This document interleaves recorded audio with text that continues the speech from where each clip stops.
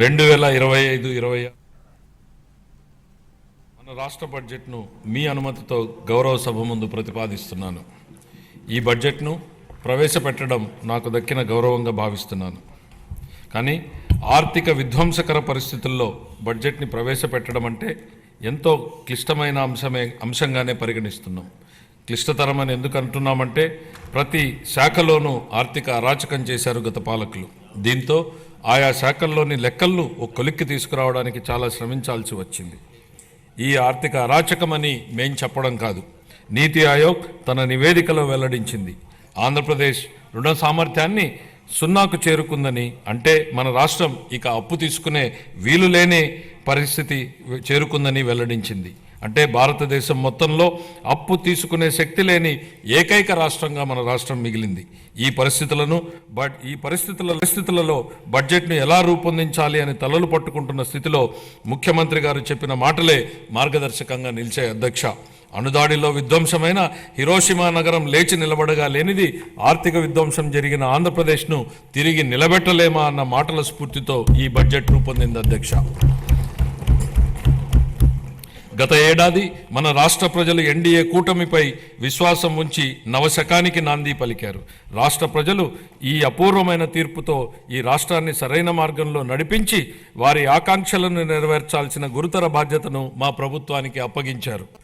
ఈ ఏకపక్ష తీర్పు బ్రాండ్ ఆంధ్ర పునర్నిర్మాణంలో మా నిబద్ధతకు పునరుత్తేజాన్నిచ్చింది. గత ప్రభుత్వం తమ 5 ఏళ్ల పాలనలో సామాన్యులు ప్రశాంతంగా బతకలేని భయానక మరియు అభద్రతా వాతావరణాన్ని సృష్టించింది. గత పాలకుల పాలన అంతా నిర్లక్ష్యం, విధ్వంసం, భావితరాల భవిష్యత్ వినాశనంగా వర్ణించవచ్చు. ఈ విషయాన్ని మనమందరం నిరంతరం గుర్తుపెట్టుకోవాలి. రాష్ట్ర విభజన తర్వాత మన పౌరులు ఎంతో శ్రమ కోర్చి ముందడుగు వేశారు. రాష్ట్ర విభజన తర్వాత ఎన్ని ఇబ్బందులు ఎదురైనా 2014-19 మధ్య కాలంలో మన రాష్ట్రం మునుపెన్నడూ చూడని 2 అంకెల వృద్ధిని సాధించడమే కాక ప్రజల ఆకాంక్షలను నెరవేర్చింది. అయితే 2019లో వచ్చినటువంటి ప్రభుత్వం రాష్ట్ర పురోభివృద్ధికి అడ్డుకట్ట వేసింది. వారి చర్యలతో రాష్ట్ర అభివృద్ధి పురోగమన బాట నుండి తిరోగమన వైపు బాట పట్టింది. ప్రజాస్వామ్య వ్యవస్థలు దెబ్బతిన్నాయి. పరిశ్రమలను రాష్ట్రం నుంచి తరిమేశారు. యువత దిక్కుచోతని స్థితికి వెళ్ళింది. రాష్ట్ర ఆర్థిక వ్యవస్థ కుదేలయింది. ప్రజా సంక్షేమాన్ని మరిచి కక్ష సాధింపు రాజకీయాలు, ప్రతిపక్షాల నోళ్లు మూయించడంపైనే గత ప్రభుత్వం దృష్టి సారించింది. ప్రజాస్వామ్యంలో ప్రభుత్వ మార్పు అనేది ఒక సాధారణమైన విషయం. అయితే గత 5 ఏళ్ల అవినీతి, అసమర్థ పాలనలో ఎదుర్కొన్న కష్ట నష్టాల తర్వాత 2024లో రాష్ట్ర ప్రజలు తమ జీవితాల గురించి కాకుండా వారి పిల్లల భవిష్యత్తు కూడా ఆలోచించి ఇచ్చిన ఈ అద్భుతమైన తీర్పు 93% సీట్లు, 57% ఓట్ల అసాధారణ మెజారిటీతో ప్రజలు వారి పిల్లల భవిష్యత్తు మరియు సంరక్షణ బాధ్యతలను మా ప్రభుత్వానికి అప్పగించారు. మా ప్రభుత్వం అధికారం చేపట్టిన తర్వాత మన రాష్ట్ర పరిస్థితులను సమీక్షించి లోతైన విశ్లేషణలు జరిపి శ్వేతపత్రాల ద్వారా గత ప్రభుత్వ దుష్పరిపాలనను బెట్టబయలు చేసింది. తద్వారా మన రాష్ట్రం దిశానిర్దేశనం లేకుండా అస్తవ్యస్తంగా ఉందని గుర్తించాం. మన రాష్ట్రంలోని సంస్థలన్నీ నాశనమయ్యాయి. ఆర్థిక వ్యవస్థ కుప్పకూలింది. అప్పులు భారీగా పెరిగాయి. మేం పాలనా పగ్గాలు చేపట్టే నాటికి మన రాష్ట్ర పరిస్థితి ఇది అధ్యక్ష. ఇలాంటి సంక్లిష్ట పరిస్థితుల్లో మన రాష్ట్ర పునర్నిర్మాణం ఎన్నో సవాళ్లతో కూడుకునింది. దీనిని అధిగమించడానికి ఎంతో ధైర్యం, ఆశావహ దృక్పథం కల నాయకత్వం అవసరం. దార్శనికులు, సంస్కర్త, విధాన మార్గదర్శకులు మరియు అద్భుత మార్పుకు శ్రీకారం చుట్టగలిగిన గౌరవ ముఖ్యమంత్రి శ్రీ నారా చంద్రబాబు నాయుడు గారు నాయకత్వం వహించడం మన భావితరాల అదృష్టం. సవాళ్లను అధిగమించడంలో ఆయనే సాటి. 1995లో జీతాలు కూడా చెల్లించలేని దయనీయమైన పరిస్థితుల్లో మన రాష్ట్రం సతమతమవుతున్న సమయంలో గౌరవ ముఖ్యమంత్రి గారు తొలిసారిగా బాధ్యతలు చేపట్టారు. ప్రతి రంగంలోనూ అనేక సాహసోపేత నిర్ణయాలు మరియు సంస్కరణలు చేపట్టి నాటి ఆర్థిక పరిస్థితిని చక్కదిద్దారు. మన గౌరవ ముఖ్యమంత్రి గారు నేడు 2024లో 4వసారి ముఖ్యమంత్రిగా బాధ్యతలు చేపట్టినప్పుడు కూడా అలాంటి పరిస్థితే పునరావృతమైంది. గత పాలకులు జీతాలు కూడా సకాలంలో చెల్లించలేని స్థాయికి రాష్ట్ర ఆర్థిక పరిస్థితిని దిగజార్చారు. రాష్ట్రంలో అన్ని అభివృద్ధి కార్యకలాపాలు నిలిచిపోవడంతో రాష్ట్ర ఆర్థిక వ్యవస్థ కుప్పకూలింది. ఇలాంటి పరిస్థితుల్లో బడ్జెట్ ప్రవేశపెట్టడం క్లిష్టతరమైంది. కౌటిల్యుడు అర్థశాస్త్రంలో చెప్పినట్టు సామాన్యుల సంతోషమే రాజు సంతోషం, వారి సంక్షేమమే ఆయన సంక్షేమం. రాజు తన వ్యక్తిగత ప్రయోజనాలు, సంక్షేమం గురించి ఎన్నడూ ఆలోచించకూడదు. ప్రజల ఆనందంలోనే తన ఆనందాన్ని ఎల్లప్పుడూ పొందడానికి ఎల్లప్పుడూ ప్రయత్నించాలి. నందరాజ వంశపు దుర్మార్గపు పాలన తర్వాత సుసంపన్నమైన మరియు న్యాయపాలనను స్థాపించడంలో చంద్రగుప్త మౌర్యుడికి కౌటిల్యుడి మార్గదర్శకం వహించినట్లే గత ప్రభుత్వ పాలనలోని విధ్వంసకర విధానాల తర్వాత గౌరవనీయ ముఖ్యమంత్రి గారు పారదర్శక, సంక్షేమం మరియు శాంతి భద్రతలతో కూడిన పాలనతో ప్రగతి పథం వైపు నడిపిస్తున్నారు. మన రాష్ట్ర పునర్నిర్మాణం కోసం ముఖ్యమంత్రి గారు నిరంతరం శ్రమిస్తున్నారు. మన రాష్ట్రంలో లభ్యమవుతున్న మౌలిక సదుపాయాల అవసరాలను బేరీజు వేసి కొత్త ఆర్థిక వృద్ధి అంశాలను గుర్తించి కొత్త విధి విధానాలతో రాష్ట్ర పురోగమనానికి కావలసిన విధానాన్ని, సంస్కరణలను తీసుకువచ్చారు. గౌరవ ముఖ్యమంత్రి శ్రీ నారా చంద్రబాబు నాయుడు గారు మన రాష్ట్రాభివృద్ధి కోసం 1990వ దశకంలోనే విజన్ 2020 డాక్యుమెంట్ను రూపొందించారు. అప్పటి ప్రతిపక్షాలు ఆ ఆలోచనని విమర్శించాయి. కానీ నేటి హైదరాబాద్ను చూసినట్లయితే వారి విజన్ సాకారమైంది. ఇదే ఆయన దార్శనికతకు, సామర్థ్యానికి నిదర్శనం. మళ్ళీ 2024లో మరొక గొప్ప విజన్ను దిశానిర్దేశం చేస్తూ గౌరవ ముఖ్యమంత్రి గారు స్వర్ణాంధ్ర 2047కు శ్రీకారం చుట్టి రాష్ట్రాభివృద్ధికి మార్గనిర్దేశనం చేశారు. 15% పైగా రాష్ట్ర స్థూల దేశీయ ఉత్పత్తి వృద్ధి రేటును స్థిరంగా సాధించడం, తలసరి ఆదాయాన్ని పెంచడం, పేదరికాన్ని రూపుమాపడం ద్వారా అభివృద్ధి ఫలాలను అత్యంత అణగారిన వర్గాలకు అందించడమే దీని లక్ష్యం.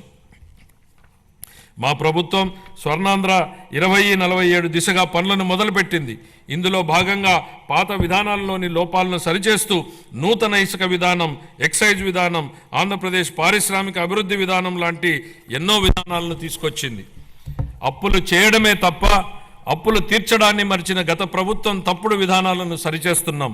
ప్రభుత్వం కాంట్రాక్టర్లను బ్లాక్ లిస్టులో పెట్టడం చూసాం. కానీ గత పాలకుల విధానాల వల్ల ఆంధ్రప్రదేశ్ ప్రభుత్వాన్నే కాంట్రాక్టర్లు బ్లాక్ లిస్టులో పెట్టి పనులు చేయడానికి ముందుకు రాని పరిస్థితి ఏర్పడింది. ఈ పరిస్థితి నుంచి రాష్ట్రాన్ని తప్పించాం. 24 నుండి రాష్ట్ర ఆర్థిక వ్యవహారాలను సమర్థవంతంగా నిర్వహించడం ద్వారా రాష్ట్ర ప్రభుత్వాన్ని గాడిలో పెడుతున్న విధి విధానాలను ముచ్చుకు కొన్ని తెలియజేస్తున్నాను. జూన్ 12, 2020 నాటికి ఉన్న 23,556 కోట్ల రూపాయలను, వేల కోట్ల రూపాయల బకాయిలను చెల్లించాం. అధ్యక్ష, గత ప్రభుత్వం 93 కేంద్ర ప్రాయోజిత పథకాలను నిలిపివేసింది. 9,371 కోట్ల రూపాయల బకాయిలను చెల్లించడం ద్వారా 74 పథకాలను మా ప్రభుత్వం పునఃప్రారంభించింది. దీనివల్ల కేంద్రం ప్రభుత్వం నుంచి మన రాష్ట్రానికి మరిన్ని నిధులు అందాయి. నీటిపారుదల, రహదారులు మరియు ఇతర పనులకు సంబంధించి 12,735 కోట్ల రూపాయల బకాయిలను చెల్లించడం వల్ల రాష్ట్ర ఆర్థికాభివృద్ధి పునరుత్తేజితమైంది. పంచాయతీలు మరియు మున్సిపాలిటీలను బలోపేతం చేయడానికి 2,793 కోట్ల రూపాయల ఆర్థిక సంఘం నిధులను మా ప్రభుత్వం చెల్లించింది. ఎన్టీఆర్ భరోసా, ఎన్టీఆర్ వైద్య సేవ మరియు దీపం 20 పథకాలకు 31,613 వేల కోట్ల రూపాయలని మా ప్రభుత్వం విడుదల చేసింది. మన రాష్ట్ర అభివృద్ధికి ఎన్డీఏ కట్టుబడి ఉంది. గౌరవ ప్రధానమంత్రి శ్రీ నరేంద్ర మోడీ గారి సహకారంతో పోలవరం నీటిపారుదల ప్రాజెక్టు మరియు అమరావతి రాజధాని ప్రాజెక్టులను మా ప్రభుత్వం మళ్లీ పట్టాలెక్కించగలిగింది. 23-24 ఆర్థిక సంవత్సరంలో మూలధన పెట్టుబడుల కోసం కేంద్ర ప్రభుత్వాలు రాష్ట్రాలకు అందించే ప్రత్యేక సహాయంలో అయిన ఖర్చు కేవలం 4,090 కోట్ల రూపాయలు మాత్రమే. 24-25 ఆర్థిక సంవత్సరంలో మన రాష్ట్రానికి గణనీయంగా 7,200 కోట్ల రూపాయల మేర కేటాయింపులు పెరిగాయని గౌరవ సభకు తెలియజేయడానికి ఎంతో సంతోషిస్తున్నాను. మార్చి 31, 2025 నాటికి ఈ కేటాయింపులు మరింత పెరిగే అవకాశం ఉంది. మా ప్రభుత్వం పాలనా పగ్గాలు చేపట్టాక రాష్ట్ర ఆర్థిక వృద్ధి మళ్లీ గాడిలో పడింది. 24-25 ఆర్థిక సంవత్సరం మొదటి ముందస్తు అంచనాల ప్రకారం రాష్ట్ర స్థూల దేశీయ ఉత్పత్తి 12.94% వృద్ధి చెందింది. అన్ని ముఖ్యమైన రంగాలు మరింత బలం పుంజుకున్నాయి. వీటిలో వ్యవసాయం మరియు అనుబంధ రంగాలు 15.86%, పరిశ్రమలు 6-7% వృద్ధిని సాధించగా సేవల రంగం 11.7% వృద్ధిని సాధించగలిగాయి. జూన్ 2024 నుంచి అతి తక్కువ సమయంలోనే మా ప్రభుత్వం మేనిఫెస్టోలో ఇచ్చిన ఈ కింది ప్రధాన హామీలను నెరవేర్చింది. ఎన్టీఆర్ భరోసా పెన్షన్లను నెలకు 4,000 రూపాయలకు పెంచడం జరిగింది. పేదల కోసం 204 అన్నా క్యాంటీన్లను ఏర్పాటు చేయడం జరిగింది. దీపం పథకం ద్వారా ఉచిత సిలిండర్లను ఇవ్వడం జరుగుతోంది. అర్చకులు, ఇమాంలు మరియు మౌజన్లకు గౌరవ వేతనం పెంచడం జరిగింది. 16,347 ఉపాధ్యాయుల నియామక ప్రక్రియకు మా ప్రభుత్వం శ్రీకారం చుట్టింది. అధ్యక్ష, చేసే ప్రతి పనిని ప్రజల ఆమోదంతో చేయాలనేది చంద్రబాబు గారి ఆలోచన. నేడు, రేపు మరియు మర్నాడు ప్రజలను ఒప్పించి ముందుకు సాగాలి. ప్రజాస్వామ్యంలో ఇది నిరంతర ప్రక్రియ. We have to convince people today, tomorrow and day after tomorrow continuously in democracy అనేది ముఖ్యమంత్రి గారు పదే పదే చెప్తుంటారు. బడ్జెట్ అనేది కేవలం కేటాయింపులు మాత్రమే కాదు, ప్రజల ఆశలు, ఆకాంక్షలు, అభివృద్ధి, సంక్షేమం, ఉన్న వనరులతో వీటిని సమతూకం చేయడమే బడ్జెట్ ప్రక్రియ. దీన్ని గత ప్రభుత్వం పూర్తిగా గాలికి వదిలేసింది. దీంతో ఆర్థిక వ్యవస్థ క్లిష్టతరంగా మారింది. దీన్ని సరిదిద్దే దిశగా 24-25 ఆర్థిక సంవత్సరపు మన బడ్జెట్ రాష్ట్ర దిద్దుబాటుకు పునాది వేసింది. ఇప్పుడు మా ప్రభుత్వం ప్రతి రూపాయిని లెక్కించి, ప్రతి శాఖతోనూ లోతుగా చర్చించి, ప్రతి అవసరాన్ని గుర్తించి, వారి భవిష్యత్ సవాళ్లను విశ్లేషించి 25-26 బడ్జెట్ను రూపొందించాం. అధ్యక్ష, గౌరవ ముఖ్యమంత్రి శ్రీ నారా చంద్రబాబు నాయుడు గారి సూచనలకు అనుగుణంగా శాఖల వారీ కేటాయింపులను గౌరవ సభ ముందు ప్రతిపాదిస్తున్నాను. వ్యవసాయం మరియు అనుబంధ రంగాలు. ప్రముఖ వ్యవసాయ శాస్త్రవేత్త డాక్టర్ ఎంఎస్ స్వామినాథన్ గారి మాటలు నాకు గుర్తుకొస్తున్నాయి. వ్యవసాయం గాడి తప్పితే మరేదీ సక్రమంగా సాగడానికి అవకాశం ఉండదు. మన రాష్ట్ర వ్యవసాయ రంగం 62% జనాభాకు ఆసరాగా ఉంటూ మన ఆర్థిక వ్యవస్థకు వెన్నెముకగా నిలుస్తోందన్నది వాస్తవం. వ్యవసాయ రంగం ఎంతో ప్రాముఖ్యతను కలిగి ఉన్నప్పటికీ ఈ రంగానికి సంబంధించి అనేక కీలక పథకాలను అమలు చేయడంలో గత ప్రభుత్వం పూర్తిగా విఫలమైంది. వివిధ వ్యవసాయ పథకాల కింద చెల్లించవలసిన 5,510 కోట్ల రూపాయల బకాయిలను గత ప్రభుత్వం చెల్లించలేదు. వీటిలో 693 కోట్ల రూపాయల బకాయిలను మా ప్రభుత్వం చెల్లించింది. రాష్ట్రీయ కృషి వికాస్ యోజన కింద చేపట్టే డ్రిప్ ఇరిగేషన్ పథకాన్ని గత కొన్ని సంవత్సరాలుగా అమలు చేయలేదు. అసలు డ్రిప్ ఇరిగేషన్ ప్రాజెక్టుకు ఉన్న ప్రాధాన్యత గత పాలకులకు ఏం తెలుసు అధ్యక్ష? డ్రిప్ ఇరిగేషన్ అనేది ఈ దేశంలో లేని రోజుల్లో దాని ప్రాధాన్యతను గుర్తించిన నాయకుడిని చూశాం. దేశమంతటా డ్రిప్ ఇరిగేషన్ ఉన్న ఈ రోజుల్లో దాన్ని నిర్లక్ష్యం చేసిన గత పాలకుడిని చూశాం. ఈ సందర్భంగా డ్రిప్ ఇరిగేషన్ ఈ దేశంలోకి తొలి అడుగు ఎలా పెట్టిందనేది ఈ తరానికి తెలియజెప్పాల్సింది అధ్యక్ష. డ్రిప్ ఇరిగేషన్ గురించి ఎవరూ ఆలోచన చేయని 90వ దశకంలో ఇజ్రాయెల్ టెక్నాలజీని రాష్ట్రానికి తేవాలన్నారు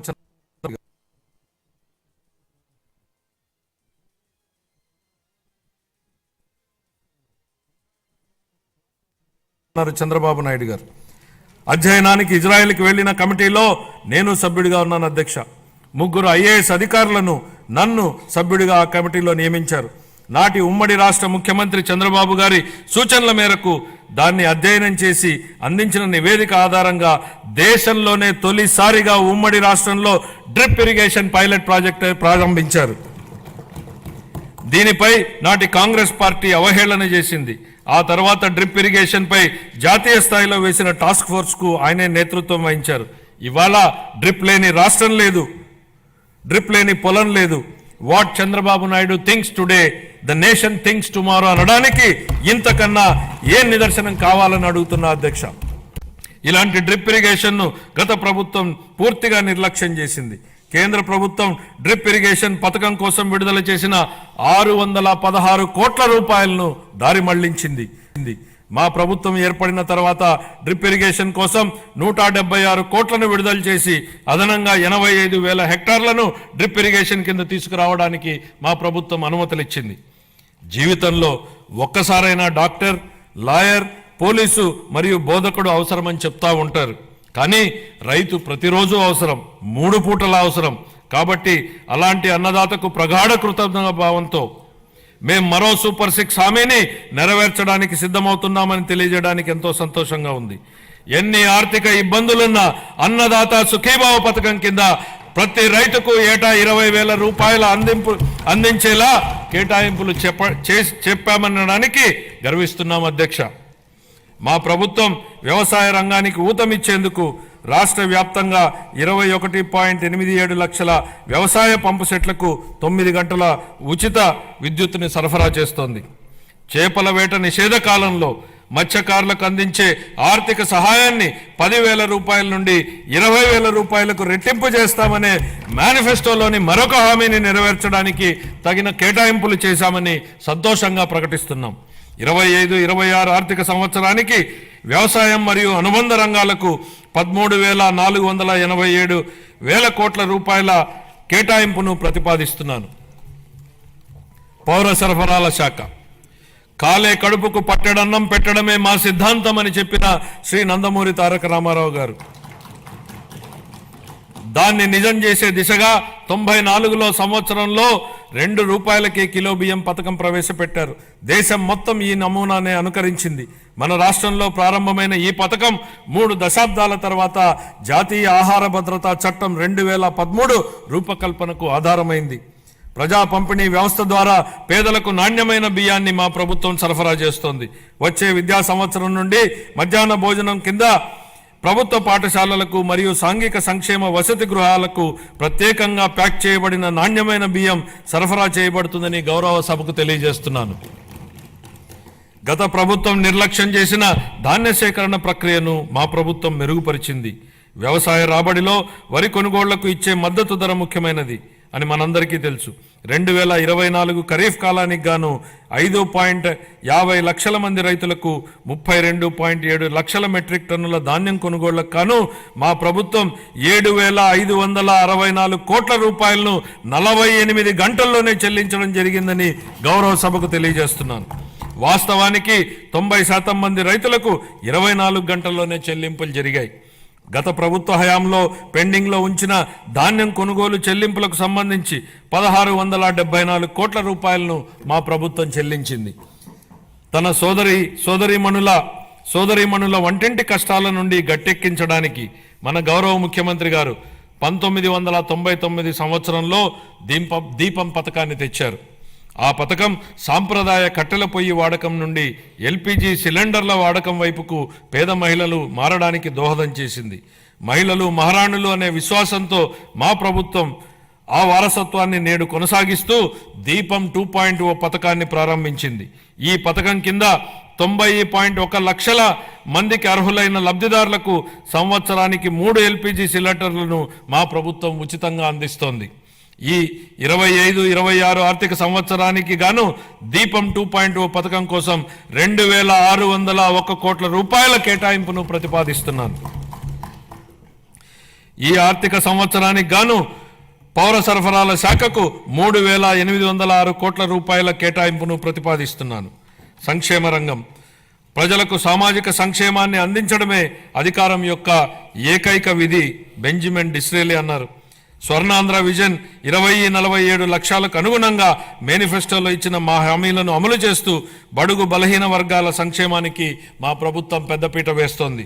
వృద్ధులను ఓటు బ్యాంకుగా పరిగణించకుండా వారి జీవితాలకు ఆసరా కల్పించడాన్ని మా ప్రభుత్వం ఒక సామాజిక బాధ్యతగా భావించి మన గౌరవ ముఖ్యమంత్రి గారు సామాజిక భద్రతను ఆర్థిక కోణంలో కాకుండా మానవతా దృక్పథంతో చూస్తూ లక్షల కుటుంబాలకు పెద్ద కొడుకుగా మారి 35 రూపాయలతో ప్రారంభమైన పింఛన్ను ఎన్టీఆర్ భరోసా పింఛన్ల పేరుతో ఇప్పుడు 4,000 రూపాయలకు పెంచడం జరిగింది.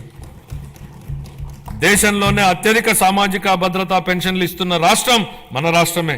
మేనిఫెస్టోలో ఇచ్చిన హామీ మేరకు ఎన్టీఆర్ భరోసా పథకంలో భాగంగా మా ప్రభుత్వం పెన్షన్లను వివిధ విభాగాలలో 4,000 రూపాయల నుండి 15,000 రూపాయల వరకు లబ్ధిదారులకు అందిస్తూ నిజమైన సంక్షేమానికి ఆదర్శంగా నిలుస్తోంది. షెడ్యూల్ కులాలు మరియు తెగల విద్యార్థులకు విద్యా సామాజిక భద్రత మరియు ఆర్థిక సాధికారతలపై మా ప్రభుత్వం దృష్టి సారించి వారి కోసం ప్రీ మెట్రిక్ పోస్ట్ మెట్రిక్ ఉపకార వేతనాలను అందిస్తోంది. మా ప్రభుత్వం మొత్తం 27.39 లక్షల మంది షెడ్యూల్ తెగల సామాజిక ఆర్థిక అభివృద్ధికి కట్టుబడి ఉంది. దీనిలో 4.93 లక్షల మంది బలహీన గిరిజనులకు మా ప్రభుత్వం ఐటీడీఏ ప్రాంతంలోని గిరిజనుల విద్య, వైద్యం, మౌలిక సదుపాయాలు, జీవనోపాధి, నైపుణ్యాభివృద్ధి, స్వయం ఉపాధి వంటి వివిధ రంగాలలో సంక్షేమం మరియు అభివృద్ధి కార్యక్రమాలను అమలు చేయడం ద్వారా వారి ఉన్నతికి దోహదపడుతోంది. ఇమాంలు, మౌజన్లు గౌరవ వేతనంగా ఇవ్వవలసిన 90 కోట్ల రూపాయలను 1 సంవత్సరం పాటు గత ప్రభుత్వం చెల్లించలేదు. మా ప్రభుత్వం వచ్చిన తర్వాత వారికి గౌరవ వేతనాన్ని 15,000 రూపాయల చొప్పున చెల్లించాం. నిర్వీర్యమైన వక్ఫ్ బోర్డుని పునరుద్ధరించాం. మద్యం లైసెన్సుల్లో 10% కల్లు గీత కార్మికులకు కేటాయించడం జరిగింది. ధూపదీప నైవేద్యాలకు 10,000 మరియు అర్చకులకు కనీస గౌరవ వేతనాన్ని 15,000కు పెంచాం. ఇంతేకాకుండా పేదలపై భారాన్ని తగ్గించడానికి దారిద్ర్య రేఖకు దిగువనున్న ఎస్సీ, ఎస్టీ కుటుంబాలకు నెలకు 200 యూనిట్ల ఉచిత విద్యుత్తును మా ప్రభుత్వం అందిస్తోంది. అలాగే దారిద్ర్య రేఖకు దిగువన ఉన్న వెనుకబడిన తరగతులకు చెందిన చేనేత అన్నలకు, నాయి బ్రాహ్మణుల సెలూన్లకు ఉచితంగా విద్యుత్తును అందిస్తున్నాం. చేతి వృత్తులు, హస్తకళాకారులు, ఇతర సాంప్రదాయ వృత్తుల వారికి గతంలో అండగా నిలిచిన ఆదరణ పథకాన్ని పునఃప్రారంభిస్తున్నాం. ఈ పథకం అందించే పనిముట్లు మరియు ఉపకరణాల వినియోగంతో ఉత్పాదకత పెరిగి స్థిరమైన ఆదాయం పొందడానికి దోహదపడుతుంది. 25-26 ఆర్థిక సంవత్సరానికి షెడ్యూల్ కులాల సంక్షేమం కోసం 20,281 కోట్ల రూపాయలను, షెడ్యూల్ తెగల సంక్షేమం కోసం 8,159 కోట్ల రూపాయలు, వెనుకబడిన వర్గాల సంక్షేమం కోసం 47,456 కోట్ల రూపాయలను, అల్పసంఖ్యాక వర్గాల సంక్షేమం కోసం 5,434 కోట్ల రూపాయల కేటాయింపును ప్రతిపాదిస్తున్నాను. మహిళాభివృద్ధి మరియు శిశు సంక్షేమం.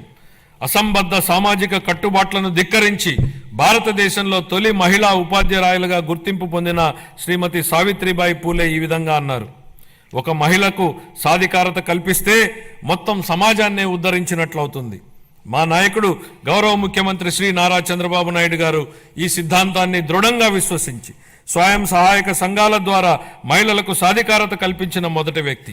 వంటగదికే పరిమితమైన మహిళలు స్వయం సహాయక సంఘాల ద్వారా సామాజిక ఉద్యమంలో భాగస్వాములయ్యారు.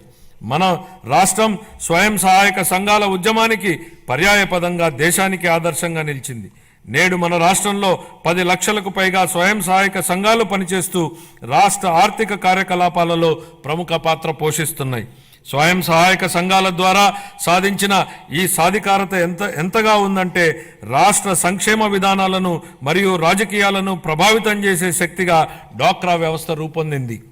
స్త్రీ నిధికి కేటాయించిన నిధుల్లో 750 కోట్ల రూపాయలను గత ప్రభుత్వం పక్కదారి పట్టించింది. మహిళా స్వయం సహాయక సంఘాల సభ్యుల ఆర్థిక సాధికారతకు ఎంతో విఘాతం కలిగించింది. మహిళల ఆర్థిక అభ్యున్నతిలో స్వయం సహాయక సంఘాల కీలక పాత్ర పోషించేలా మా ప్రభుత్వం దిద్దుబాటు చర్యలు చేపడుతోంది. సమగ్ర శిశు అభివృద్ధి పథకం, మిషన్ శక్తి వంటి పథకాల ద్వారా మహిళలు, పిల్లలు మరియు కౌమార దశలో ఉన్న వారికి తగిన పోషకాహారం అందించేందుకు మా ప్రభుత్వం అనేక చర్యలు తీసుకుంటోంది. మేనిఫెస్టోలో హామీ మేరకు అంగన్వాడీ కార్యకర్తలకు గ్రాట్యుటీ మంజూరు చేసిన ఘనత మా ప్రభుత్వానిదే.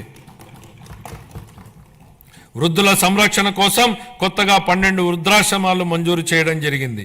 25-26 ఆర్థిక సంవత్సరానికి గాను మహిళలు, పిల్లలు, దివ్యాంగులు మరియు వృద్ధుల సంక్షేమ శాఖకు 4,332 కోట్ల రూపాయల కేటాయింపును ప్రతిపాదిస్తున్నాను.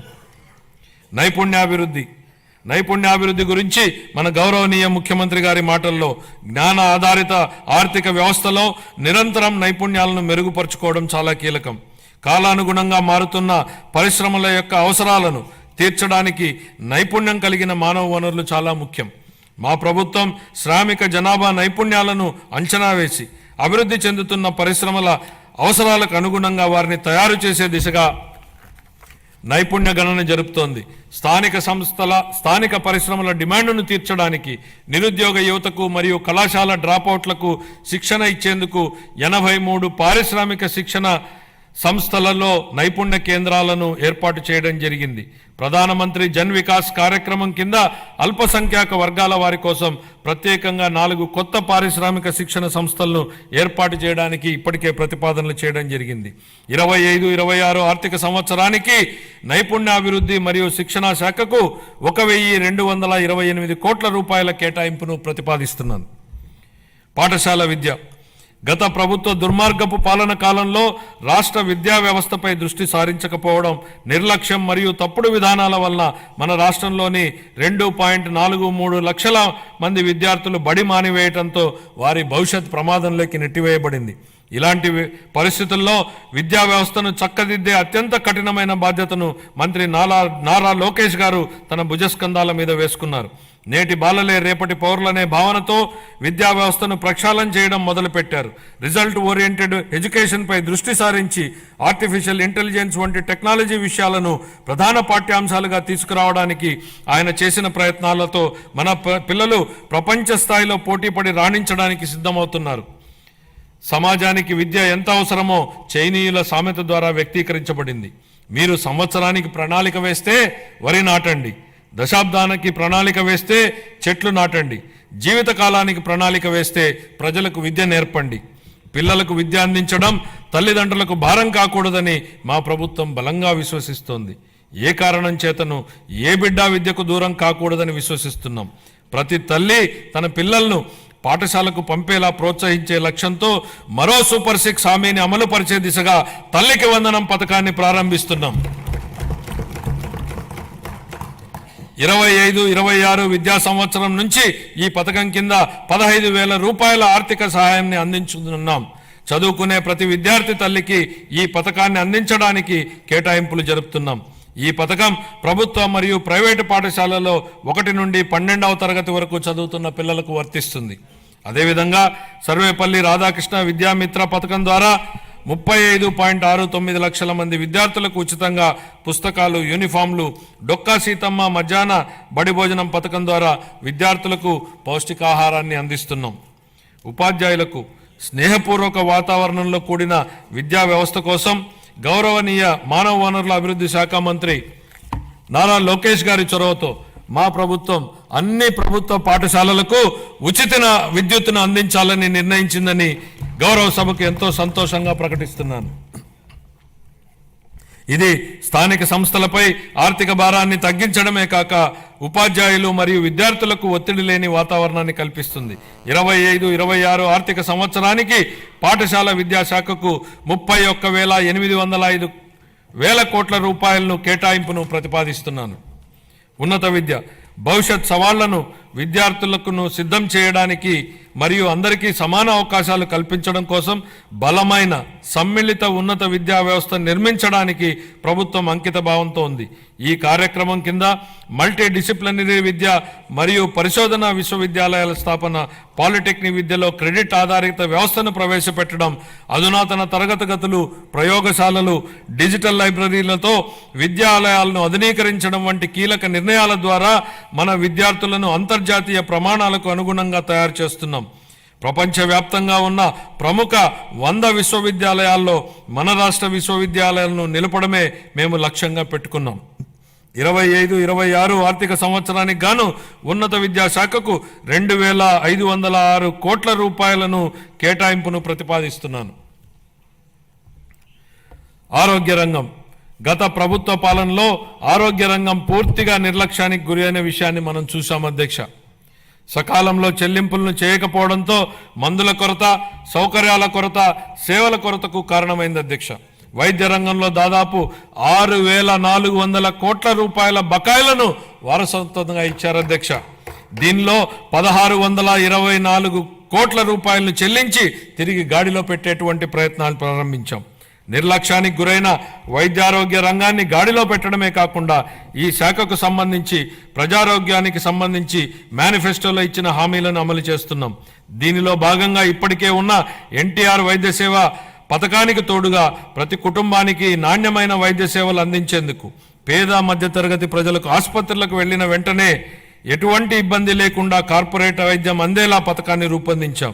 దీనిలో భాగంగా ప్రతి కుటుంబానికి 25 లక్షల రూపాయల ఆరోగ్య బీమా పథకాన్ని అందుబాటులోకి తీసుకొచ్చేందుకు మా ప్రభుత్వం ప్రణాళికలు చేపట్టింది. ఈ ఏడాదిలోనే ఈ పథకాన్ని అమల్లోకి తేనున్నాం. దీంతో పాటు ఆసుపత్రుల్లో మందుల సరఫరా, మెరుగైన వైద్య సేవలు, పారిశుద్ధ్యం వంటివి ఇప్పటికే చేపడుతున్నాం అధ్యక్ష.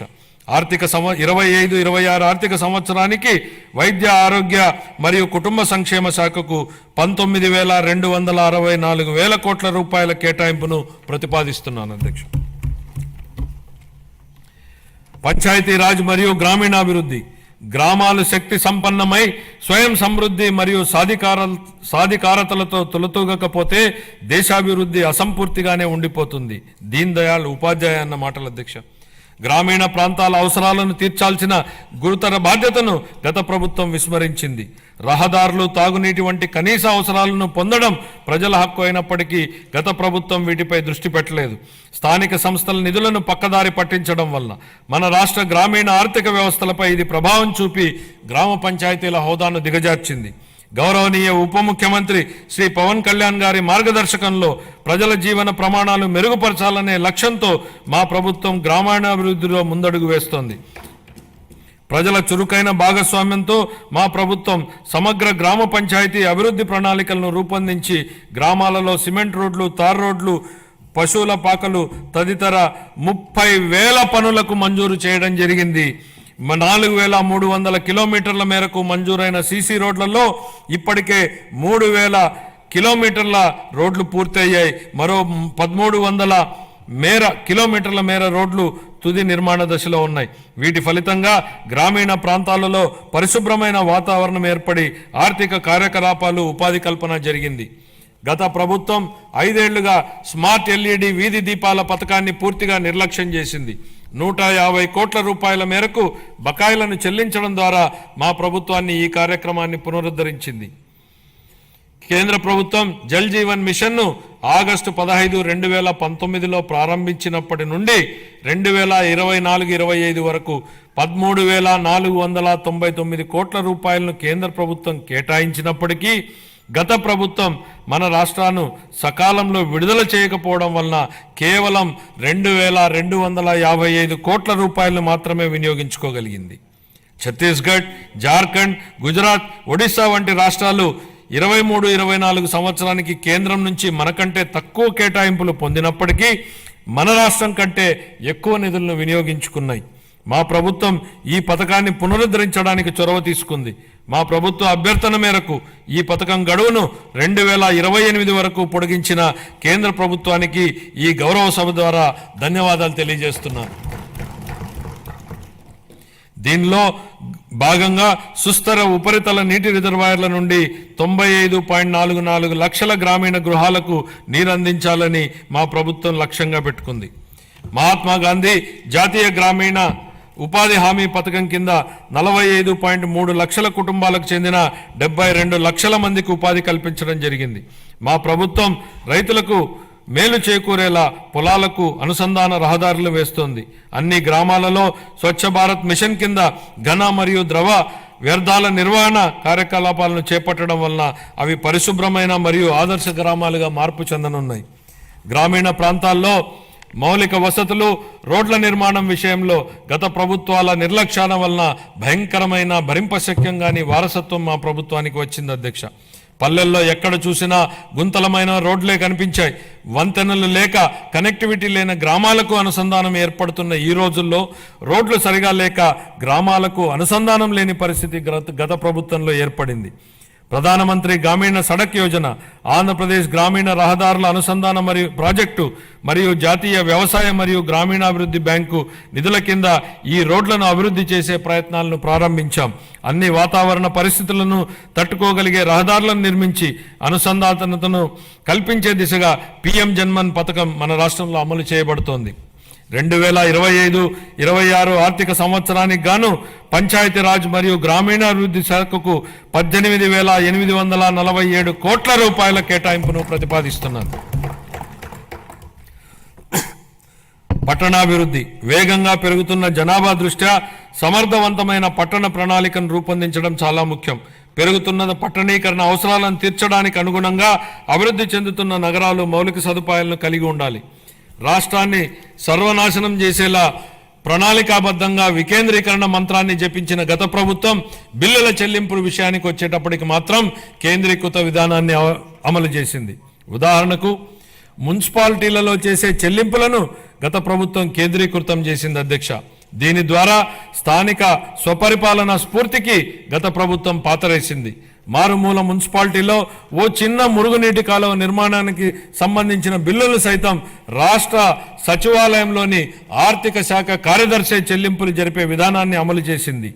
కేంద్రీకృత చెల్లింపుల విధానం నుంచి మున్సిపాలిటీలకు ఆర్థిక స్వేచ్ఛను కల్పించాలన్న గౌరవ ముఖ్యమంత్రి గారి ఆలోచనలకు అనుగుణంగా ఏప్రిల్ 1, 2025 నుండి మున్సిపాలిటీల బిల్లుల చెల్లింపును కేంద్రీకృత విధానం నుంచి వేరు చేసి బిల్లులు చెల్లించే అధికారాన్ని మున్సిపాలిటీలకే ఇస్తున్నాం.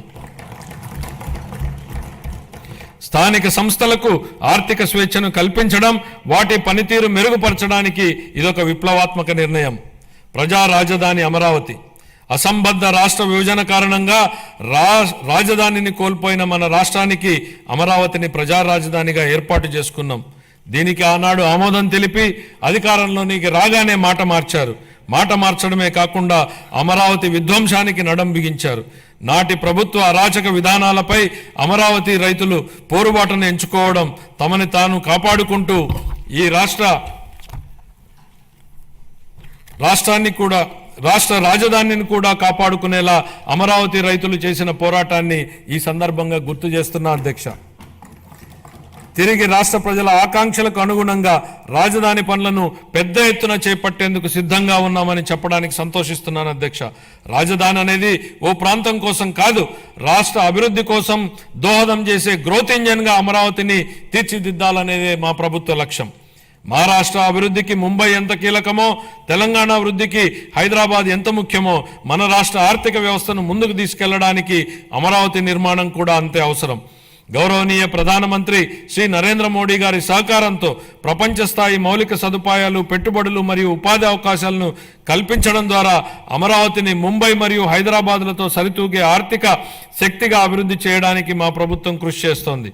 అమరావతిని విధ్వంసం చేసేందుకు నాటి పాలకులు చెప్పిన మాటలను ఈ సందర్భంగా గుర్తు చేయాలనుకుంటున్న అధ్యక్ష. రాజధాని నిర్మాణం కోసం అంత డబ్బులు ఇవ్వలేం కాబట్టి 3 రాజధానులు ఏర్పాటు అన్నారు. ఇవాళ మేం రాజధాని పనుల నిర్మాణం కోసం బడ్జెట్ నుంచి ₹1 కూడా కేటాయించలేదు అధ్యక్ష. కానీ రాజధాని పనులు ప్రారంభం కాబోతున్నాయి. మా ముఖ్యమంత్రి గారు చెప్పిన విధంగా అమరావతి సెల్ఫ్ సస్టైనబుల్ ప్రాజెక్ట్ అని నిరూపితమైంది. తనకు తానే ఆర్థిక వనరులు సంపాదించుకునే ప్రాజెక్టు అమరావతి అని కళ్ల ముందు కనపడుతోంది. ప్రపంచ బ్యాంకు, ఆసియా అభివృద్ధి బ్యాంకు మరియు హడ్కో వంటి ఆర్థిక సంస్థల సహకారంతో కేంద్ర ప్రభుత్వం ద్వారా అమరావతి నిధులు సమకూర్చుకునే ఏర్పాటును మా ప్రభుత్వం ఏర్పాటు చేసింది. దీంతో బడ్జెట్ సహాయం లేకుండానే స్వీయ పెట్టుబడి వనరులు కలిగిన రాజధాని నగర ప్రాజెక్టుగా అమరావతి మారింది. మా ప్రభుత్వం మున్సిపాలిటీల పరిధిలో చెత్త సేకరణకు వేసిన చెత్త పన్నును రద్దు చేసింది. చెత్త పన్ను ప్రస్తావన వచ్చిన నేపథ్యంలో ఓ విషయాన్ని సభ దృష్టికి తీసుకురాదలిచాను అధ్యక్ష. మీరు ఆనాడు ప్రతిపక్షంలో ఓ మాట అన్నారు.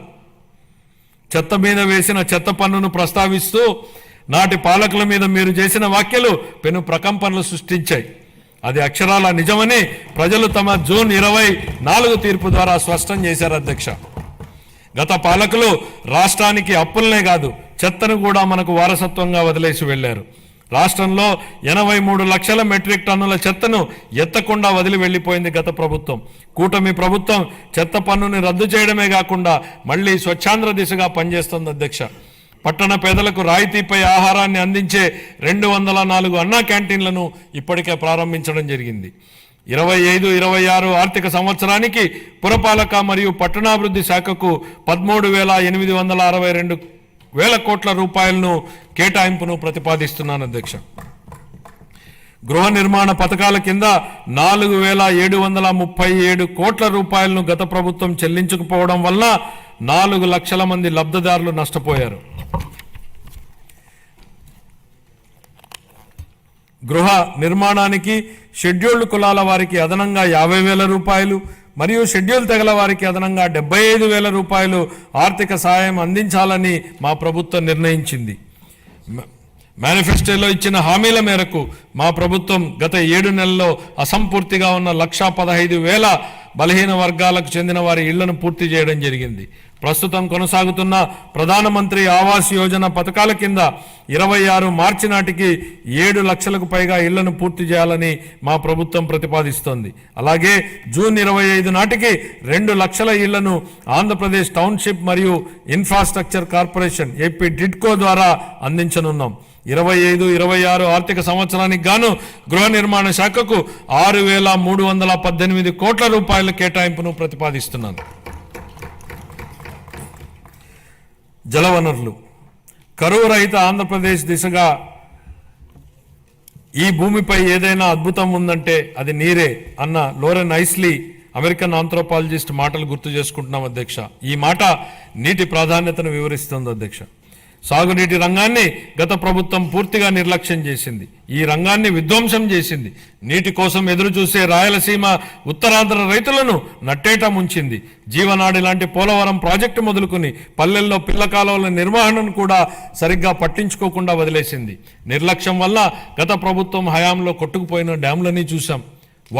వాటి వైపు కన్నెత్తి చూడని పాలకుడిని చూశాం. మరోవైపు తుంగభద్ర డ్యాంలో గేట్లు కొట్టుకుపోతే తెల్లారక ముందే పొరుగు రాష్ట్రానికి పరుగులు పెట్టించిన నేటి పాలకుడిని చూస్తున్నాం. ఇది మాకున్నటువంటి చిత్తశుద్ధి. గరిష్ట స్థాయిలో 10,000 కోట్ల రూపాయలకు పైగా బిల్లుల బకాయిలు ఉండడంతో అన్ని సాగునీటి ప్రాజెక్టుల పురోగతి కుంటుపడింది. తమ కక్ష సాధింపు రాజకీయాలలో భాగంగా గత ప్రభుత్వం దీర్ఘకాలంగా నిలిపివేసిన నీరు చెట్టు బిల్లులు సైతం ఇందులో ఉన్నాయి. 4,600 కోట్ల రూపాయల బకాయిలను చెల్లించి మా ప్రభుత్వం నిలిచిపోయిన ప్రాజెక్టులను పునరుద్ధరించింది. మిగిలిన బిల్లులను కూడా త్వరలోనే చెల్లించనున్నాం. పోలవరం ప్రాజెక్టు ప్రస్తుత మరియు భావితరాల ప్రజలకు జీవితాలను మెరుగుపరుస్తుందని, అలాగే రాయలసీమ ప్రాంతం మరియు ఉత్తర కోస్తా జిల్లాల భవిష్యత్తును మారుస్తుందని మా ప్రభుత్వం బలంగా విశ్వసిస్తోంది. భవిష్యత్తును తీర్చిదిద్ది వ్యవసాయాన్ని పరిరక్షించి మన రాష్ట్రాన్ని నీటి భద్రత గల కరువు రహిత రాష్ట్రంగా మార్చే శక్తి ఈ ప్రాజెక్టుకు ఉంది. మా ప్రభుత్వం ఈ ప్రాజెక్టు మొదటి దశకు గాను కేంద్ర ప్రభుత్వం నుండి 12,157 కోట్ల రూపాయలను పొందగలిగింది. ఇప్పటికి 73% పురోగతిని సాధించిన ఈ ప్రాజెక్టు 2027 నాటికి పూర్తి కానుంది. గోదావరి జలాలు ఏటా 2,000 టీఎంసీల నీరు సముద్ర పాలవుతున్న పరిస్థితి ఓవైపు, నీరు లేక ఎడారిగా మారుతున్న రాయలసీమ ప్రాంతం మరోవైపు. వృధాగవుతున్న నీటిని సద్వినియోగం చేసుకుంటూ ఆంధ్రప్రదేశ్ను కరువు రహిత రాష్ట్రంగా మారుస్తూ రైతుల జీవితాలలో వెలుగు నింపే దిశగా బృహత్తరమైన పోలవరం బనకచెర్ల నదుల అనుసంధాన ప్రాజెక్టును మన గౌరవ ముఖ్యమంత్రి గారు శ్రీకారం చుట్టారు. దీనికోసం ప్రణాళికలు రూపొందించే ప్రక్రియ ప్రారంభమైంది. ఈ బృహత్తరమైన ప్రాజెక్టుకు అవసరమయ్యే 1,000 కోట్ల రూపాయలను సమకూర్చుకోవడానికి ఉన్న అన్ని అవకాశాలను గౌరవ ముఖ్యమంత్రి గారు అన్వేషిస్తున్నారు. దీనిలో భాగంగా గోదావరి నది నుండి 2,000 టీఎంసీల వరద నీటిని మళ్లించడం ద్వారా ఈ ప్రాజెక్టు సాకారం కావాలని, చంద్రబాబు గారి కలలు నిజమవ్వాలని మనం అందరం కోరుకుందాం. పెండింగ్ బిల్లుల చెల్లింపుతో పాటు సుపరిపాలన అందించడం వలన పలు ప్రాజెక్టుల పురోగతి మళ్లీ పట్టాలెక్కింది. వీటిలో హంద్రీనీవా సుజల స్రవంతి ప్రాజెక్టు వెడల్పు చేసే పనులు ఇప్పటికే ప్రారంభమయ్యాయి. పూల సుబ్బయ్య వెలుగొండ ప్రాజెక్టు, చింతలపూడి ఎత్తిపోతల పథకం స్టేజ్ 2లోని బొడ్డేపల్లి రాజగోపాలరావు వంశధార ఫేజ్ 2 పనులు వివిధ దశల్లో ఉన్నాయి. 25-26 ఆర్థిక సంవత్సరానికి జలవనరుల శాఖకు 18,019 కోట్ల రూపాయల కేటాయింపును ప్రతిపాదిస్తున్నాను. పరిశ్రమలు మరియు వాణిజ్యం. గత ప్రభుత్వ ఉదాసీన వైఖరి మరియు అసంబద్ధ విధానాల వలన పరిశ్రమలు మూతపడడంతో ప్రజలు ఉద్యోగాలు కోల్పోయి అనేక కుటుంబాలు ఆర్థికంగా చితికిపోయాయి. రాష్ట్రం నుంచి అనేక పరిశ్రమలు తరిమివేయబడడంతో వ్యాపార వర్గాల్లో భయాందోళనలు నెలకొన్నాయి.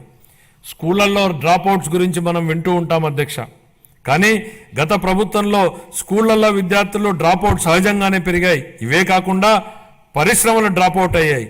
రాష్ట్రం నుంచి ఉద్యోగాలు డ్రాప్అవుట్ అయ్యాయి. పేదలకు ఉపాధి డ్రాప్అవుట్ అయింది. ఇన్ని రంగాలలో డ్రాప్అవుట్లు కావడానికి మూలకారమైన గత ప్రభుత్వ పాలకులు ఇప్పుడు ఓటమి భయంతో సభకు రాకుండా అసెంబ్లీ నుంచి కూడా డ్రాప్అవుట్ అయ్యారు.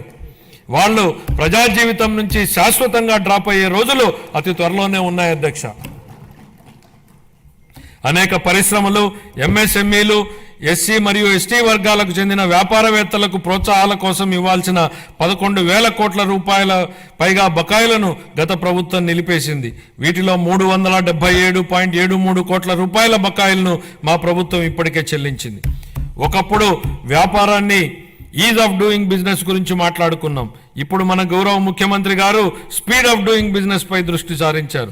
ప్రతి ఇంటికి ఒక ఐటీ ఉద్యోగి ఉండాలని అప్పట్లో మేము కృషి చేశాం. నేడు ఇంకొక అడుగు ముందుకేసి ప్రతి కుటుంబానికి వ్యాపారవేత్త ఉండాలనే లక్ష్యంతో ముందుకెళ్తున్నాం. ఓర్వకల్లు, కొప్పర్తి అనే 2 పారిశ్రామిక వాడలకు ఆర్థిక సహాయం అందించి అభివృద్ధి చేసేందుకు కేంద్ర ప్రభుత్వం ఆమోదం తెలిపింది. పారిశ్రామిక కారిడార్ అభివృద్ధి పథకం కింద మూలపేట, దొనకొండ, చిలమత్తూరు మరియు కుప్పం అనే 4 కొత్త పారిశ్రామిక వాడలను ఎంపిక చేయడం జరిగింది. పారిశ్రామిక వృద్ధిని వేగవంతం చేయడానికి మరియు దృఢమైన పెట్టుబడి వ్యవస్థను నెలకొల్పడానికి మా ప్రభుత్వం ముందు చూపుతో కూడిన అనేక విధానపరమైన కార్యక్రమాలను ఆవిష్కరించింది.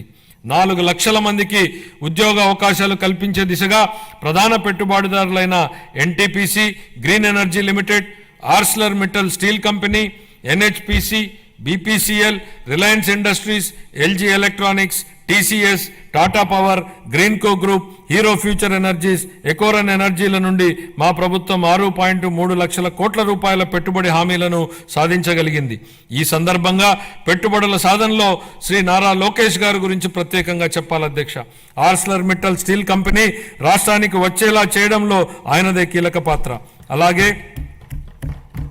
ప్రతిష్టాత్మక సంస్థలకు చెందిన డేటా సెంటర్లను రాష్ట్రానికి వచ్చేలా చేసే విషయమై లోకేష్ గారు దృష్టి పెట్టారు. 25-26 ఆర్థిక సంవత్సరానికి గాను పరిశ్రమలు మరియు వాణిజ్య శాఖకు 3,156 కోట్ల రూపాయలను కేటాయింపును ప్రతిపాదిస్తున్నాను. ఇంధన రంగం ప్రమాణ స్వీకారం చేసిన రోజునే గత ప్రభుత్వం విద్యుత్ కొనుగోలు ఒప్పందాలను రద్దు చేస్తున్నట్లు ప్రకటించడంతో విద్యుత్ రంగం సర్వనాశనమైంది. అసమర్థ పాలన, అప్పులు పెరిగి మరియు టారిఫ్ భారం కారణంగా ఈ రంగం 1.29 లక్షల కోట్ల రూపాయలకు పైగా నష్టాలను చవిచూసింది. విద్యుత్ కొనుగోలు ఒప్పందాలను గత ప్రభుత్వం నిర్లక్ష్యంగా రద్దు చేయడంతో మన రాష్ట్రం అధిక ధరకు విద్యుత్తును కొనుగోలు చేయాల్సి వచ్చింది. దీనివల్ల ట్రూఅప్ ఛార్జీల పేరుతో ప్రజలపై పెనుభారం మోపబడింది. గౌరవ ముఖ్యమంత్రి గారి దార్శనిక నాయకత్వంలో మన రాష్ట్ర ఇంధన రంగం నేడు పునరుజ్జీవం పొందుతోంది.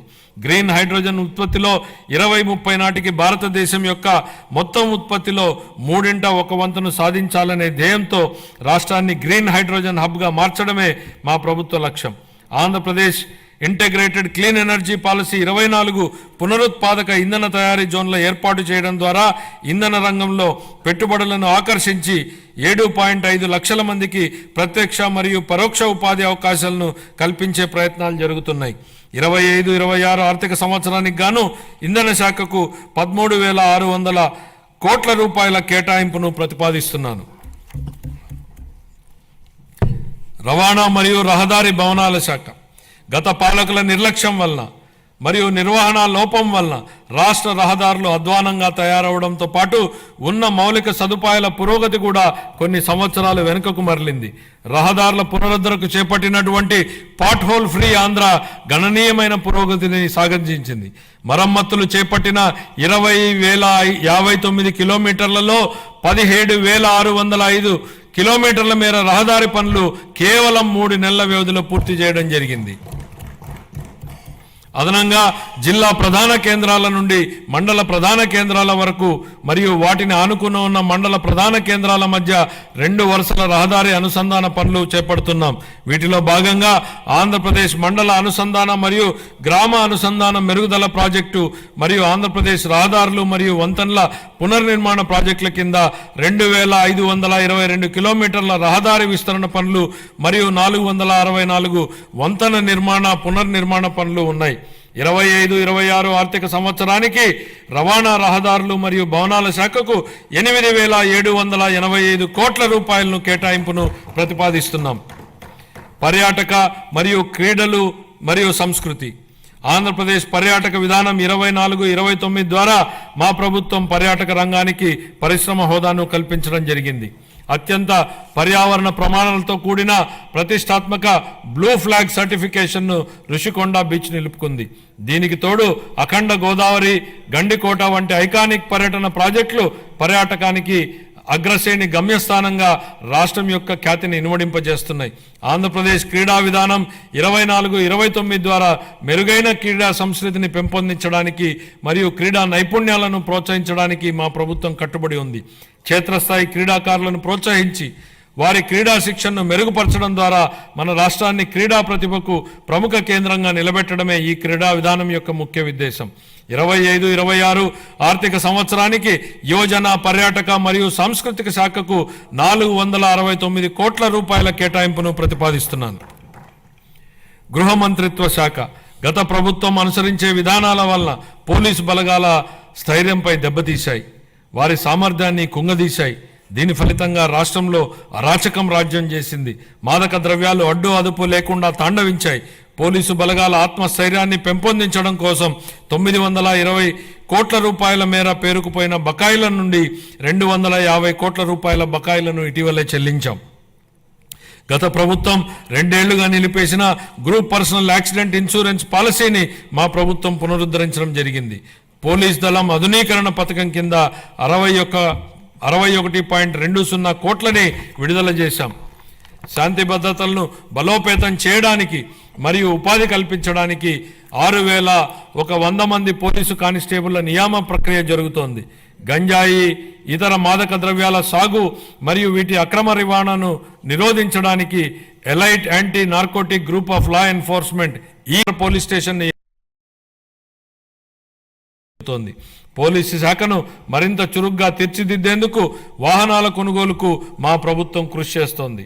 25-26 ఆర్థిక సంవత్సరానికి గృహ మంత్రిత్వ శాఖకు 8,570 కోట్ల రూపాయల కేటాయింపును ప్రతిపాదిస్తున్నాను. రెవెన్యూ శాఖ గత ప్రభుత్వం ఆంధ్రప్రదేశ్ భూ హక్కు చట్టాన్ని సరైన జాగ్రత్తలు తీసుకోకుండా హడావిడిగా తీసుకొచ్చింది. ప్రజల నుండి వచ్చిన తీవ్రమైన ఒత్తిడి మేరకు ఈ చట్టాన్ని రద్దు చేసి భూ యాజమాన్యంపై ప్రజలకు ఉన్న భయాన్ని మా ప్రభుత్వం తొలగించింది. గ్రామ స్థాయిలో భూ సమస్యలను పరిష్కరించడానికి మా ప్రభుత్వం 17,403 గ్రామాలలో రెవెన్యూ సదస్సులను నిర్వహించి ఇప్పటి వరకు 90,315 అర్జీలను పరిష్కరించడం జరిగింది. సుమోటో కుల ధృవీకరణ విధానం ద్వారా రాష్ట్రంలోని అన్ని కుటుంబాలకు కుల ధృవీకరణ పత్రాలను ఆన్లైన్లో అందుబాటులో ఉంచడం జరిగింది. ఫ్రీహోల్డ్ భూముల పునఃపరిశీలన చేపట్టి పూర్తి చేశాం. రీసర్వే పూర్తయిన 6,688 గ్రామాలలో గ్రామ సభలను జరిపి ఫిర్యాదుల పరిష్కారానికి తాజా ప్రాదేశిక డేటాను నిర్వహించడం జరుగుతోంది. కార్మిక శాఖ దారిద్ర్య రేఖకు దిగువన ఉన్న కుటుంబాల భద్రత కోసం కుటుంబ యజమానికి చంద్రన్న బీమా పథకం అమలుకు సంబంధించిన విధి విధానాలను నిర్ణయించేందుకు వర్కింగ్ కమిటీ ఏర్పాటు చేశాం. గుంటూరు, శ్రీ సిటీ, కర్నూలు, పెనుగొండ, అచ్యుతాపురం, శ్రీకాకుళం మరియు నెల్లూరు జిల్లాలలో ఈఎస్ఐ ఆసుపత్రుల నిర్మాణానికి భూములను గుర్తించడం జరిగింది. తిరుపతిలో ఈఎస్ఐ ఆసుపత్రిని 50 నుండి 100 పడకలకు పెంచడానికి ఆమోదించడం జరిగింది. ఇతర విధానాలు గౌరవ ముఖ్యమంత్రి గారి మార్గదర్శకంలో ఈ కింద ముఖ్య విధానాలను మా ప్రభుత్వం తీసుకొస్తోంది. వైబిలిటీ గ్యాప్ ఫండింగ్ ఆర్థిక శాఖకు సంబంధించి కొన్ని కీలక అంశాలు ప్రస్తావించాలి అధ్యక్ష. బడ్జెట్ అనగానే రూపాయి రాక పోక, కేటాయింపులు, అప్పులు, ఆదాయం, ఖర్చులు, లోటు మిగులు, రెవెన్యూ వ్యయం, మూలధన వ్యయం ఇవి సామాన్యుడికి అర్థం కాని పడికట్టు పదాలు. ప్రజల కోసం పెట్టే బడ్జెట్ను ప్రజలకు అర్థమయ్యే భాషలో చెప్పాల్సిన బాధ్యత మనపై ఉంది అధ్యక్ష. గతంలో ఎన్నడూ లేని విధంగా మూలధన వ్యయం గురించి ఎక్కువ చర్చ జరుగుతోంది అధ్యక్ష. మూలధనం వ్యయం అంటే ఏమిటనేది సామాన్యుడి భాషలో చెప్పాలంటే ఒక రైతు భూమిని కొనడం మూలధన వ్యయం, ఆ భూమిని సాగు చేసుకోవడానికి అవసరమైన బావి తవ్వడం, బోర వేయడం మూలధన వ్యయం. ఇలా ఆ రైతు పెట్టిన ఆ మూలధన వ్యయం వలన అతని పొలంలో పంటలు పండుతాయి, ఆదాయం వస్తుంది. అలాగే ప్రభుత్వానికి మూలధన వ్యయం ఉంటుంది. సాగునీటి ప్రాజెక్టులు, మౌలిక సదుపాయాల వంటి వాటిపై ఖర్చు చేస్తే అవి తిరిగి ఆదాయాన్ని కల్పిస్తాయి. ఇదే నిజమైన మూలధన వ్యయం లక్ష్యం. ఒక ఉదాహరణ అధ్యక్ష, 1,600 కోట్ల రూపాయలను ఖర్చు పెట్టి కట్టిన పట్టిసీమ ప్రాజెక్టు ఈ రాష్ట్ర రైతాంగానికి 5 ఏళ్లలో 44,000 కోట్ల రూపాయలను సంపాదించే అవకాశాన్ని కల్పించింది. ఇది నిజమైన మూలధన వ్యయం, ప్రజలకు ఉపయోగపడే మూలధన వ్యయం. అందుకే మా ప్రభుత్వం దీనికి ఎక్కువ ప్రాధాన్యతనిస్తోంది. 100 కోట్లతో సముద్ర తీరాన ప్యాలెస్లు కట్టుకోవడం, సర్వే రాళ్లపై బొమ్మలకే 650 కోట్ల రూపాయలు తగలేయడం ప్రజలకు ఉపయోగపడే మూలధన వ్యయం కాదు. ఇలాంటివి క్యాపిటల్ ఎక్స్పెండిచర్లా కనిపించే పర్సనల్ ఎక్స్పెండిచర్. ఇది గత ప్రభుత్వ నిర్వాహకం. హంద్రీనీవా లాంటి ప్రాజెక్టులపై మా ప్రభుత్వం డబ్బులు ఖర్చు పెట్టడం మూలధన వ్యయం. ఇది నాటి పాలకులు ఖర్చు పెట్టిన విధానానికి నేటి పాలకులు ఖర్చు పెడుతున్న విధానానికి ఉన్న వ్యత్యాసం. అదే రూపాయిని ఎవరు ఎలా ఖర్చు పెడుతున్నారనడానికి ఇదే ఉదాహరణ. తక్కువ ఆదాయ వనరులున్న ప్రస్తుత పరిస్థితుల్లో పెద్ద క్యాపిటల్ ఎక్స్పెండిచర్ ప్రాజెక్టులు చేపట్టడానికి వచ్చే ఇబ్బందులను అధిగమించడానికి ప్రణాళికలు రూపొందించాం. ప్రైవేట్ పబ్లిక్ భాగస్వామ్యంతో కొత్త అభివృద్ధి పనులు చేపట్టేందుకు ప్రోత్సాహకంగా ప్రాజెక్టు వ్యయంలో 20% వరకు వైబిలిటీ గ్యాప్ ఫండింగ్ కోసం ఓ వినూత్న పథకాన్ని ప్రవేశపెడుతున్నామని ప్రకటిస్తున్నాం. దీనికోసం 2,000 కోట్ల రూపాయల కార్పస్ ఫండ్ను ప్రతిపాదిస్తున్నాం. Real time governance. గత ప్రభుత్వ హయాంలో పారదర్శక మరియు పాలనా సౌలభ్యం కొరబడ్డాయి. గూగుల్, టీసీఎస్, మెటా తదితర సంస్థలతో మా ప్రభుత్వం అవగాహన ఒప్పందాలు కుదుర్చుకుంది. ఆరోగ్య సంరక్షణతో పాటు వివిధ రంగాలలో కృత్రిమ మేధస్సు వినియోగాన్ని వేగవంతం చేయడానికి గూగుల్ సంస్థతో కుదుర్చుకున్న అవగాహన ఒప్పందం రాష్ట్రంలో స్టార్టప్ వ్యవస్థకు మద్దతునిస్తుంది. మెటాతో కుదుర్చుకున్న అవగాహన ఒప్పందం ద్వారా 159 సేవలతో వాట్సాప్ గవర్నెన్స్ను ప్రారంభించడం జరిగింది. వాట్సాప్ గవర్నెన్స్తో వీలైనన్ని ఎక్కువ పౌర సేవలను అనుసంధానం చేసేందుకు మా ప్రభుత్వం ప్రయత్నిస్తోంది. మరో ముఖ్యమైన విషయం అధ్యక్ష, తెలుగు భాషాభివృద్ధి. ఆంధ్ర భోజుడుగా ప్రస్తుతించబడినటువంటి శ్రీకృష్ణదేవరాయల వారి అమూల్యమైన పలుకుల్ని గుర్తు చేసుకుందాం. తెలుగుదేలయన్న దేశంబు తెలుగేను, తెలుగు వల్లభుండ తెలుగుకొండ, ఎల్ల నృపులు గొలవ ఎరుగవే బాసాడి, దేశ భాషలందు తెలుగు లెస్స. గౌరవనీయులైన ముఖ్యమంత్రి గారి మార్గదర్శకంలో వచ్చే ఆర్థిక సంవత్సరంలో వినూత్న ఆలోచనలతో మా ప్రభుత్వం ముందుకు అడుగేస్తుంది. శతాబ్దాల నాటి గొప్ప సాహితీ సాంప్రదాయాన్ని కలిగిన ప్రాచీన తెలుగు భాష ఒకటి.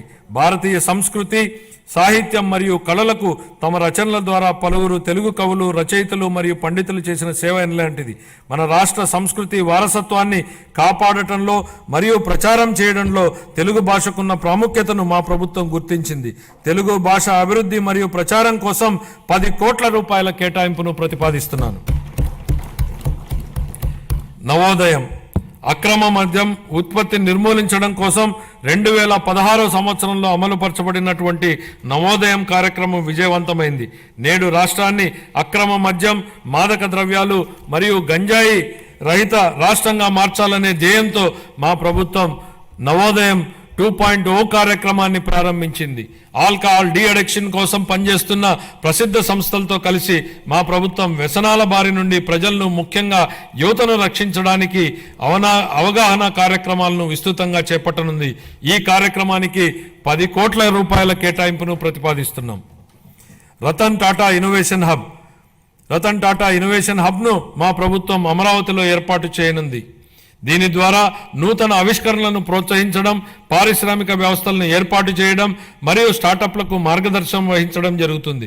ఈ హబ్ మరో 5 జోనల్ కేంద్రాలతో అనుసంధానించబడుతుంది. ప్రతి కేంద్రానికి ఒక ప్రముఖ వ్యాపార సమూహం మద్దతు లభించడం వల్ల అభివృద్ధి చెందుతున్న రంగాల్లో సాంకేతికత మరియు నైపుణ్యాభివృద్ధి సులభతరం కానున్నాయి. కాలుష్య రహిత ఆంధ్ర. దేశ రాజధాని ఢిల్లీలోని పరిస్థితిని చూస్తే కాలుష్య ప్రమాదం స్పష్టంగా కనపడుతుంది. మన రాష్ట్రం కాలుష్యం బారిన పడకుండా మా ప్రభుత్వం చర్యలు తీసుకుంటోంది. హరిత శక్తిని ప్రోత్సహించి మరియు రాష్ట్రంలో పచ్చదనాన్ని 50% పెంచడానికి ద్వారా మా ప్రభుత్వం కృషి చేస్తోంది. ఈ చర్యలతో మన ప్రభుత్వం నెట్ జీరో ఎకానమీగా మార్పు చెందడానికి మా ప్రభుత్వం కృషి చేస్తోంది. 23-24 ఖాతాలు. ఆంధ్రప్రదేశ్ అకౌంటెంట్ జనరల్ వారు ఖరారు చేసిన ఆర్థిక లెక్కల ప్రకారం 23-24 ఆర్థిక సంవత్సరానికి గాను రెవెన్యూ లోటు 38,682 కోట్ల రూపాయలు మరియు ద్రవ్యలోటు 62,719 కోట్ల రూపాయలుగా చెప్పడం జరిగింది. రాష్ట్ర స్థూల దేశీయ ఉత్పత్తిలో రెవెన్యూ లోటు మరియు ద్రవ్యలోటు వరుసగా 2.7% గాను 4.41% గాను ఉన్నాయి. 24-25కు సవరించిన అంచనాల ప్రకారం 24-25 ఆర్థిక సంవత్సరానికి రెవెన్యూ వ్యయం 2,24,342 కోట్ల రూపాయలు కాగా మూలధన వ్యయం 24,072 కోట్ల రూపాయలు. 24-25 ఆర్థిక సంవత్సరంలో రెవెన్యూ లోటు దాదాపు 48,311 కోట్లు కాగా ఇదే కాలానికి ద్రవ్యలోటు దాదాపు 73,362 కోట్ల రూపాయలు. ఇవి రాష్ట్ర స్థూల దేశీయ ఉత్పత్తిలో వరుసగా 3.1% గాను మరియు 4.57% గాను ఉన్నాయి. 25-26 బడ్జెట్ అంచనాలు. 25-26 ఆర్థిక సంవత్సరానికి గాను నేను 3,22,359 కోట్ల రూపాయల వ్యయాన్ని ప్రతిపాదిస్తున్నాను. ఇందులో రెవెన్యూ వ్యయం అంచనా 2,51,162 కోట్ల రూపాయలు మరియు మూలధన వ్యయం అంచనా 40,635 కోట్ల రూపాయలు. ఇదే కాలానికి రెవెన్యూ లోటు 33,185 కోట్ల రూపాయలు మరియు ద్రవ్యలోటు 79,926 కోట్ల రూపాయలుగా ప్రతిపాదిస్తున్నాను. రాష్ట్ర స్థూల దేశీయ ఉత్పత్తిలో రెవెన్యూ లోటు 1.82% గాను ద్రవ్యలోటు 4.3% గాను ఉండవచ్చు. ముగింపు. గౌరవనీయ ముఖ్యమంత్రి శ్రీ నారా చంద్రబాబు నాయుడు గారి నాయకత్వంలో మన రాష్ట్రం ఆరోగ్యవంతమైన, సుసంపన్నమైన మరియు సంతోషకరమైన సమాజ నిర్మాణ దిశగా నూతన శకానికి నాంది పలుకుతోంది. హెల్తీ, వెల్తీ, హ్యాపీ స్టేట్ మా లక్ష్యం. స్వర్ణాంధ్ర 2047 ఎంతో ఆశావహం. ఇది కష్టతరమైనప్పటికీ సాధ్యమే. గత ఏడాది నుండి మన రాష్ట్రంలో జరుగుతున్న ప్రగతిశీల పరివర్తన మనమందరం ఆశావహ దృక్పథంతో, ఆత్మవిశ్వాసంతో గర్వంగా ముందుకు సాగడానికి కావలసిన ప్రోత్సాహం ఇస్తుంది. 1944లో సుభాష్ చంద్రబోస్ గారు భారత జాతీయ సైన్య సభ్యులతో ఇలా అన్నారు: నాకు రక్తాన్ని ఇవ్వండి, నేను మీకు స్వాతంత్రాన్ని ఇస్తాను. దేశ స్వాతంత్ర సాధనకు ఈ పిలుపు స్ఫూర్తినిచ్చింది. గొప్ప నాయకులు క్లిష్ట సమయాలలో తమ ప్రజలను ఉత్తేజపరిచి ప్రజల ఉజ్వల భవిష్యత్తు వైపుకు నడిపిస్తారు. ఈ సందర్భంగా మహాకవి శ్రీశ్రీ గారి మాటల్ని గుర్తు చేసుకుందాం. నేను సైతం ప్రపంచాగ్నికి సమిధనొక్కటి ఆహుతి ఇచ్చాను, నేను సైతం విశ్వవృష్టికి అశ్రు ఒక్కటి ధారపోశాను. ఈ స్ఫూర్తితో గౌరవ ముఖ్యమంత్రి శ్రీ నారా చంద్రబాబు నాయుడు గారి నాయకత్వంలో నేను, మీరు, మనమందరం మనవంతు తోడ్పాటు అందించి స్వర్ణాంధ్ర ప్రదేశ్ లక్ష్య సాధనను సాకారం చేసుకుందాం. ఈ మాటలతో ఇప్పుడు మన రాష్ట్ర బడ్జెట్ను గౌరవ సభ ఆమోదం కోసం ప్రతిపాదిస్తున్నాను. జై ఆంధ్రప్రదేశ్, జై హింద్.